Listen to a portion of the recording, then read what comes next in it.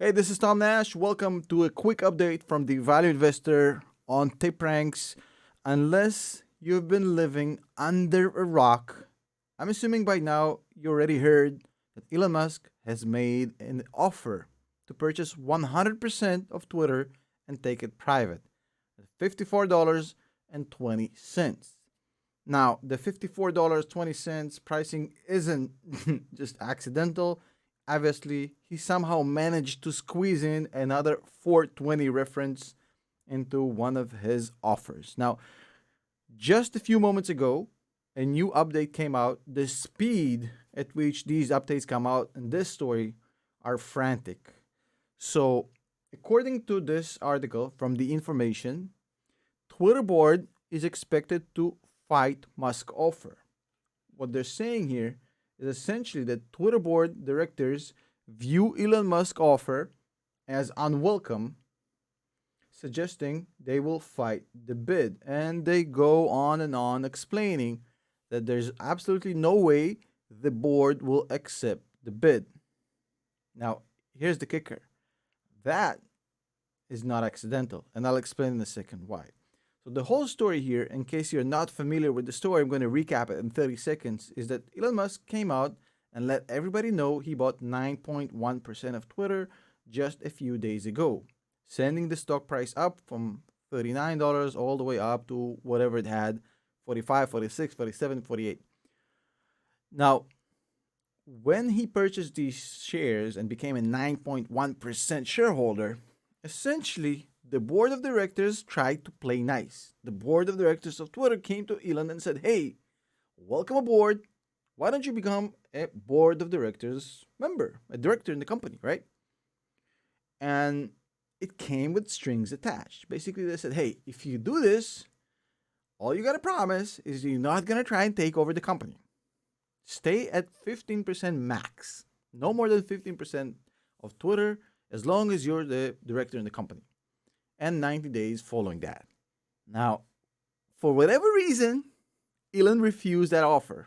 And now we know what that reason was, because he wanted to buy the whole company.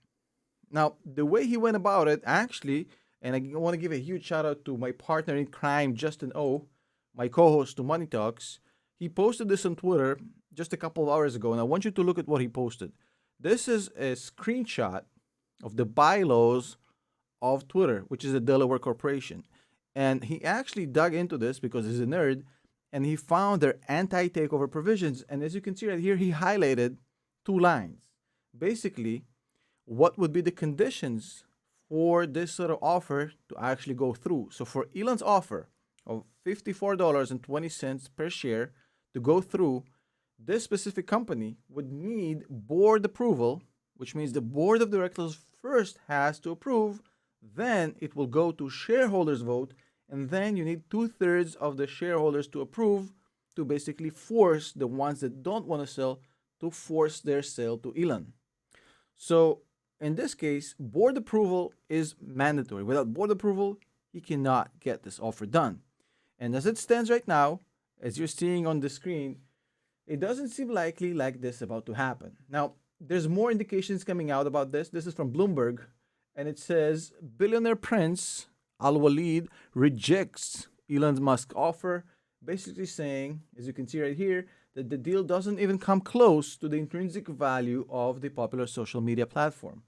Now, it kind of goes to show you where the narrative is going, but by the way, Elon actually had an interesting response to this, saying, "Interesting. Just two questions. How much of Twitter does the kingdom own directly and indirectly?" And I believe this is 5%, which is half of Elon's holding. "What are the kingdom's views on journalistic freedom of speech?" And we all know what that question implies. I'm not going to get into it in this video, but basically, a very interesting tweet. Now, if indeed the board refuses, that means that this bid is dead. Basically, they can either say, "Hey, sayonara," they can counter offer, but this deal will be dead as soon as they announce it, and it seems very likely that this is the case. So the question here, what comes next? Because I think this is the question that a lot of people want to know. If the board refuses, what are the potential scenarios? So scenario number one is that Elon basically says, Thank you so much.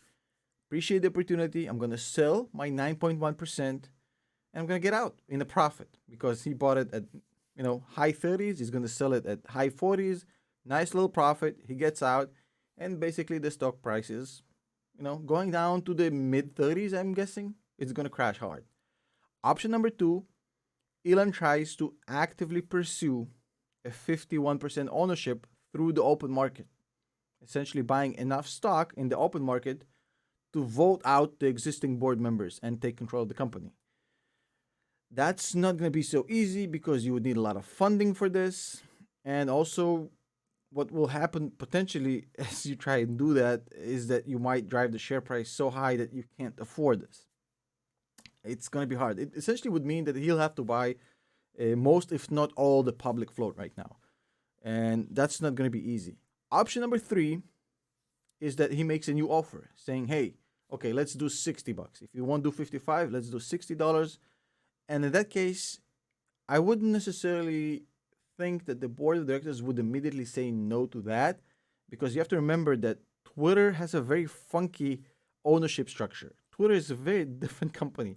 Their ownership structure is very top heavy. A lot of institutionals, above 70% institutionals, which means a lot of pension funds, a lot of what you call institutionals, old school institutionals, and as board of directors, you have a massive fiduciary duty to those institutional investors to actually get them the best deal. And if they refuse what seems to be a $60 or $65 or maybe $69.42 from Elon, they'll have to answer to the institutionals that are actually holding this company and explain why this was a bad deal. Now, anything below $70, the board can say, hey, this is not as high as we had in August 2021. That means it's a discount. But if Elon gets up there to the $70 range, which potentially he could, it's going to be very hard for them to say, no, we can't take this deal. So those kind of are the 3 options I'm thinking of. There's obviously a 4th option where he stays at 9.1% and just, swings his influence around to impact future board of directors appointments. Because look, at 9.1% is still going to be the biggest shareholder, which means he's going to have big impact on the selection of the upcoming board and the CEO and whatnot. So that means long term he could potentially do that. But I would say that this is the most unlikely option since he's trying to completely change the way the culture in Twitter is. So I would say out of the 4 options, this seems to be the less likely. I think that the more likely options are options 2 and 3. Basically, either a counter offer, a negotiation, or an 51% attempt. God. There's also, of course, the option that he sells, but I would find it really peculiar if he does that. This would be a swing trade, which is something Elon doesn't really do. He's not really financially motivated. Of course, there's a whole bunch of interim options that can happen. For example, the board of directors and the company can apply what's commonly referred to as the poison pill, essentially trying to dilute the existing shareholder that is trying to acquire the company. There's a way to do that. And that's also, it's called the poison pill for a reason. It's not good for the stock price. They might get sued.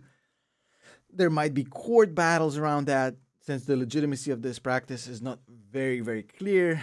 So there's a lot of stuff that can go here. But the one thing we can tell you for sure is that number 1, you're going to need a lot of popcorn for this. Number 2, Elon definitely knows how to have fun. And number 3,